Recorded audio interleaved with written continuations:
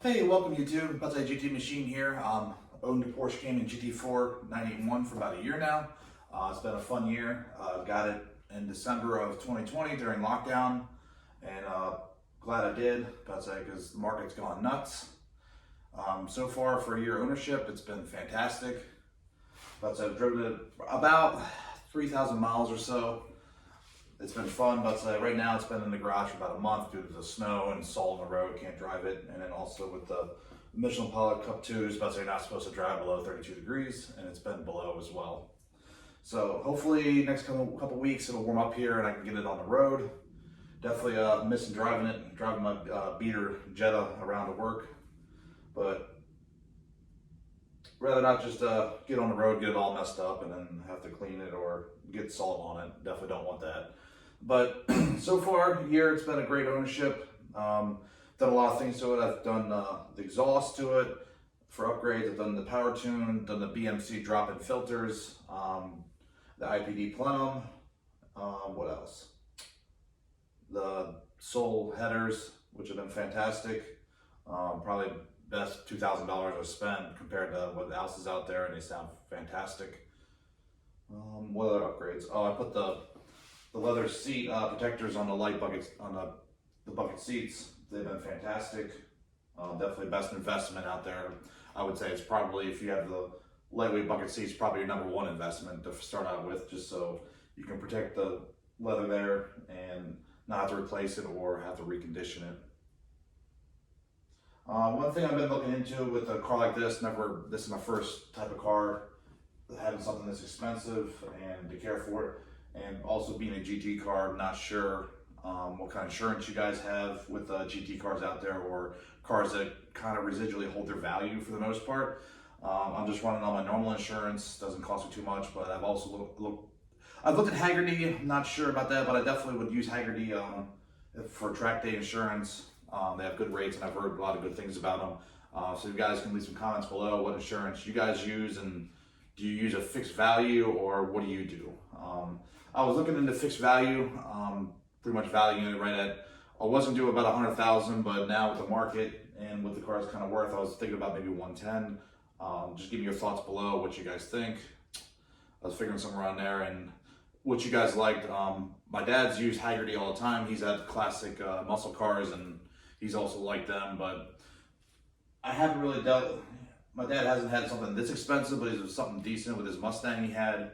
I just want to hear what you guys have to say with if you liked Hagerty or not. I definitely want to make sure I protect this because I'm going to keep it for pretty much a long time, and hopefully it'll end up my collection and I can just add to it. But overall, it's been fun. I've driven it a couple drives.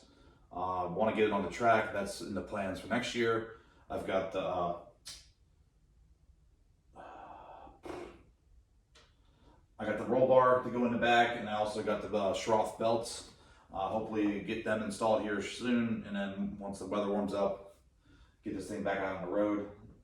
Not sure what real upgrades to do. I think I might add some additional PPF to it. I want to look at maybe changing these to carbon fiber, but I can't find someone that makes kind of like copies of OEM ones. The only ones I see is you remove these, and then the stick-on ones, they're stick-on. They're not. These have a bolt, or I think it's 2 or 3 bolts as well.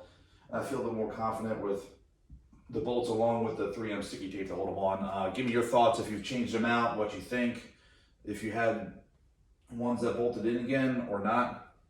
Just trying to see what's out there, but I'd be more peace of mind if I'm going to buy the carbon fiber ones where they were able to be bolted on. Maybe I might buy a set and see maybe about modifying them and adding bolts to them to make sure they're secure and they don't fall off. Definitely want to do the wing risers next year and get the wing up higher and also turn black. I've got a set of factory black ones. I bought them with the intention of just swapping them out, but if I'm going to swap to the larger ones, I'm not sure of swapping the factory black ones on for now, so I might just leave them silver for now and then upgrade them once I get the bigger ones. But the car's been a blast to drive. I'd say if you can afford something like this, even with probably the Cayman S or maybe the Cayman GTS, start there first. I'm sure this is definitely in a whole other league because of the GT suspension and the additional power. But from everything I read and what everybody says, the Caymans are really fun to drive.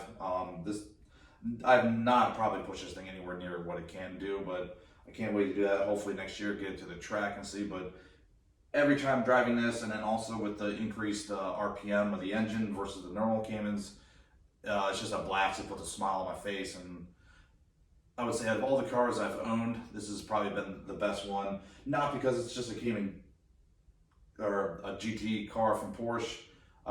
I've owned like many Audis. It's been supercharged, turbocharged, had power increases, all that stuff. I would say this one is just the most fun because the Boxer engine, guys. It's just makes awesome music.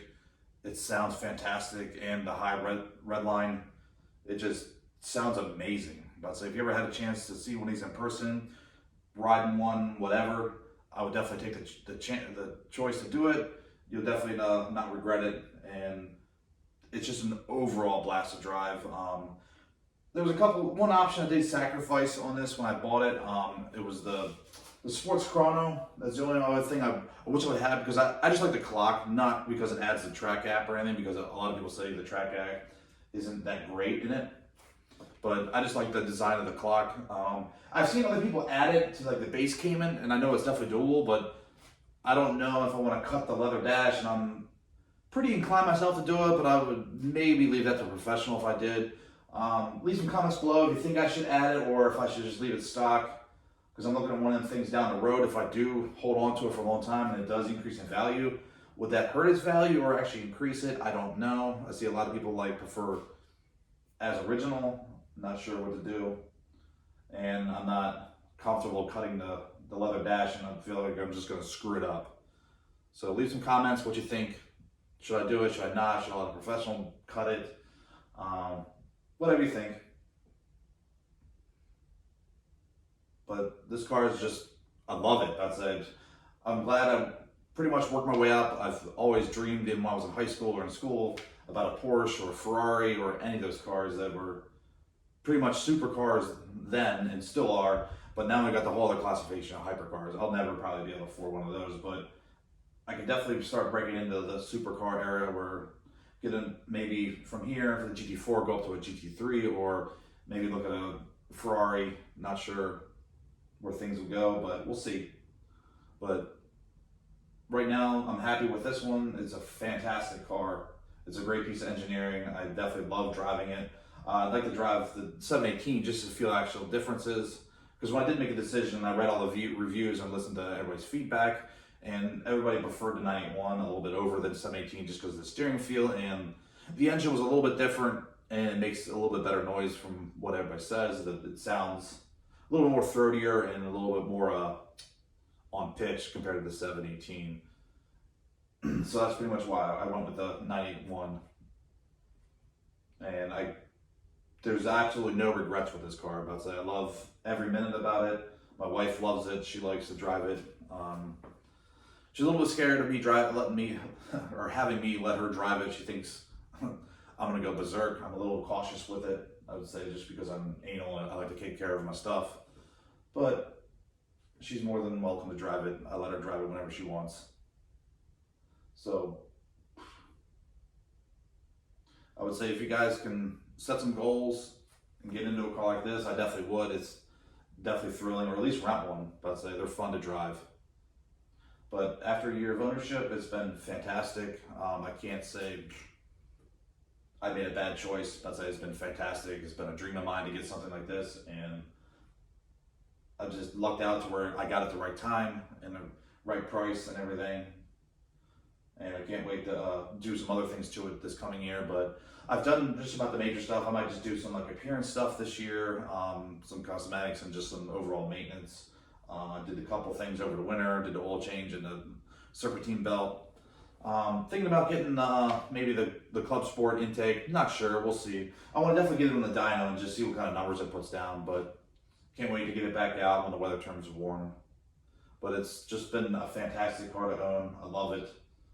But I wish I could drive it now, but unfortunately it's still winter around here and the salt on the roads. But I can't wait till the temperatures hopefully start warming up next month, and then be able to get it on the road and have some more fun. But this is the best decision I ever made. I know others of you out there have probably done the same thing.